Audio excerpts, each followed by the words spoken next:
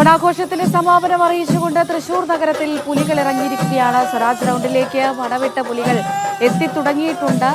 ഏതായാലും 9 സംഘങ്ങളാണ് ഇത്തവണ പുലികളിൽ പങ്കെടുക്കുന്നത്. 450-ലധികം പുലികൾ, പെൺപുലികളുണ്ട്, കരിമ്പുലികളുണ്ട്, കുട്ടിപ്പുലികളുണ്ട്. അങ്ങനെ 450-ലധികം പുലികളാണ് ഇത്തവണ പുലികളിക്കായി ഒരുങ്ങിയിട്ടുള്ളത്. സ്വരാജ് റൗണ്ടിലേക്ക് ഓരോ സംഘങ്ങളും എത്തിക്കൊണ്ടിരിക്കുന്നുണ്ട്.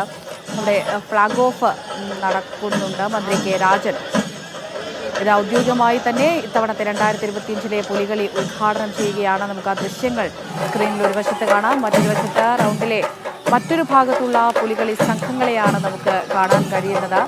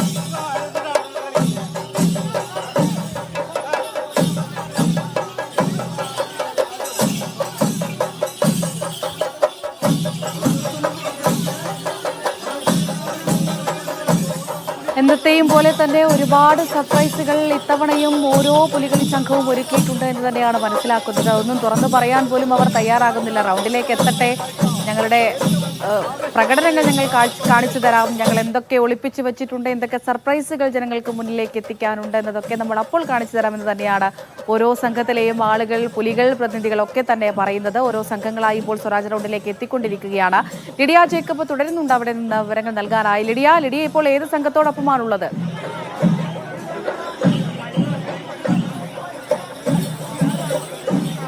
വെളിയന്നൂർ ദേശത്തോടൊപ്പം വെളിയന്നൂർ ദേശത്തെ പുലികൾക്കൊപ്പമാണ് ഞാനുള്ളത്.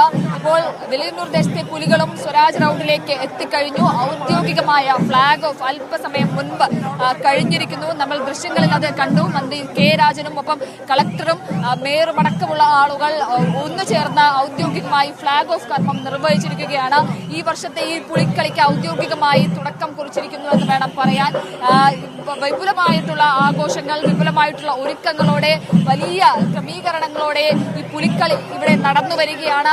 നമുക്ക് ദൃശ്യങ്ങളിൽ കാണുന്നത് പോലെ തന്നെ വളരെ മനോഹരമായ, കണ്ണിന് കുളിർമയേകുന്ന ദൃശ്യങ്ങളും കാര്യങ്ങളും ഒക്കെ. വിവിധ വർണ്ണങ്ങളിലുള്ള പുലികൾ, പച്ചപ്പുലികളുണ്ട്, നീലപ്പുലികളുണ്ട്, പിങ്ക് നിറത്തിലുള്ള പുലികളുണ്ട്, സാധാരണ നമ്മൾ കണ്ടുവരുന്ന മഞ്ഞ നിറത്തിലുള്ള പുലികളുണ്ട്.